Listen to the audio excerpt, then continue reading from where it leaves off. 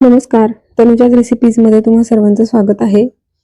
तर आज अगदी हेल्दी आणि टेस्टी अशी रेसिपी बनवणार आहे. मुलांच्या टिफिनसाठी पण तुम्ही स्नॅक्ससाठी जर टिफिन असेल तर त्याच्यासाठी पण तुम्ही ही रेसिपी देऊ शकता. अतिशय सोपी आणि अतिशय पौष्टिक अशी ही रेसिपी आहे. तर रेसिपीला सुरुवात करूया. सर्वात आधी तर मी कोथिंबीर बारीक चिरून घेतली आहे. त्यानंतर मूग आहेत, मोड आलेले मूग, तर ते पण मी क्रश करून घेतलेले. त्याच्यानंतर गाजर बारीक किसलेला आहे. त्यानंतर कांदा बारीक चिरलाय, टोमॅटो बारीक केलेला आहे आणि कढीपत्त्याची पानं आहेत तर ती पण मी बारीक चिरून घेतलेली आहेत. आणि मुलांसाठी बनवायचं आहे त्याच्यामुळे मग मी त्याच्यामध्ये हिरवी मिरची नाही टाकली, थोडंसं लाल तिखट नंतर टाकलंय मी. तर त्याच्यानंतर त्यामध्ये 2 वाट्या ज्वारीचं पीठ ऍड केलंय आणि आलं लसूण कोथिंबीरची पेस्ट आहे, चवीपुरतं मीठ, धने जिरे पावडर, लाल तिखट आहे आणि त्यानंतर थोडीशी हळद पावडर आहे.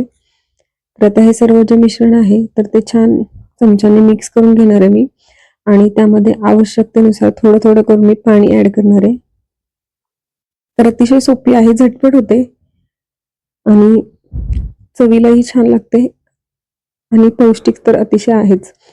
कारण मुलांना टिफिन 2 द्यावे लागतात. मग त्या 2 टिफिनमध्ये काय द्यायचा हा प्रश्न असेल तर ही रेसिपी तुम्ही एकदा नक्की ट्राय करून बघा. बनवायला सोपी, कितीही घाई गडबडी असेल तरी आपल्याला पीठ वगैरे भिजवायचं काही टेन्शन नाही आणि भाज्याही आपण आपल्या आवडीनुसार किंवा अगदीच घाई असेल तर आपण त्यामध्ये फक्त टोमॅटो आणि कोथिंबीर कांदा टाकलं तरी पण चालेल किंवा कधीतरी पालक आहे तर तो पण बारीक चिरून टाकला तरी पण चालेल. तरी पण ते खूप छान टेस्टी होतात. मी नेहमी करते ही रेसिपी आणि वेगवेगळ्या पद्धतीने करते.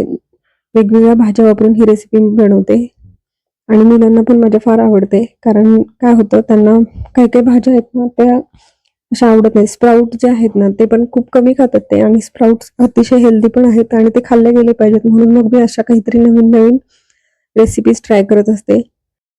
कारण काय होतं, आईला सगळ्यात मोठा प्रश्न असतो की मुलांना खाऊ घालायचं असेल तर एखादी भाजी त्यांना आवडत नसेल तर ती कशी खाऊ घालायची.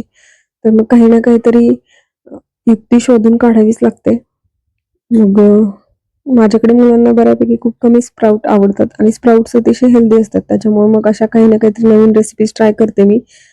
कधीतरी कटलेट असेल, कधी असं डोसा वगैरे असेल स्प्राउटचा, तसं वेगवेगळं काही ना काहीतरी ट्राय करते आणि तेव्हाच ते आवडीने पण खातात आणि त्यांना नाही लक्षात येत की कोणती, की जे स्प्राउटची उसळ ते नाही खात तर ती स्प्राउट या अशा वेगवेगळ्या गोष्टींमध्ये त्यांच्याकडून खाल्लेही जातात.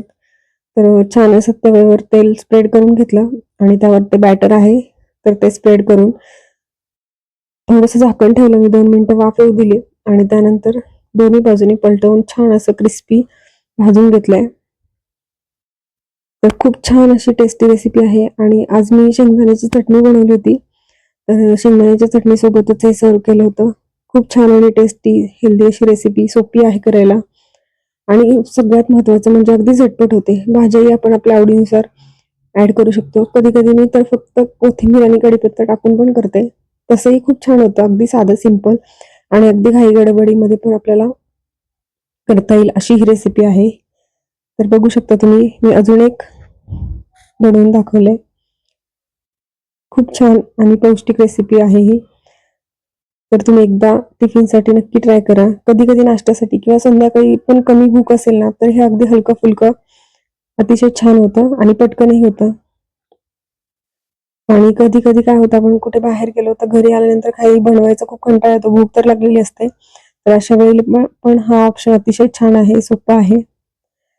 तर आजची रेसिपी तुम्हाला आवडली असेल तर रेसिपीला नक्की लाईक करा, कमेंट करा, शेअर करा आणि तनुजाज रेसिपीला सबस्क्राईब केलं नसेल तर नक्की सबस्क्राईब करा आणि बेल आयकॉनवर क्लिक करा, जेणेकरून येणारे जे नवीन-नवीन रेसिपीज आहेत तर त्याचे नोटिफिकेशन तुम्हाला सर्वात आधी मिळतील. तर बघू शकता तुम्ही, शेंगदाण्याची चटणी पण अगदी सिंपल आहे. जे फुटाण्याची डाळ असते ती आणि शेंगदाणे, आलं, लसूण, हिरवी मिरची, कोथिंबीर. तर इतकं साधे सिंपल पद्धतीने बनवली होती पण अतिशय टेस्टी. याच्यामध्ये थोडीसं चिंच आणि थोडीशी साखर पण टाकली होती मी याच्यामध्ये. त्याची रेसिपी पण मी नेक्स्ट टाइम नक्की शेअर करेल. ती पण सोपी आहे आणि टेस्टी तर इतकी आहे ना, थोडीशी आंबट, गोड आणि तिखट अशी अशा चवीची ही चटणी आहे. तर तुम्ही ही रेसिपी एकदा नक्की ट्राय करून बघा. धन्यवाद.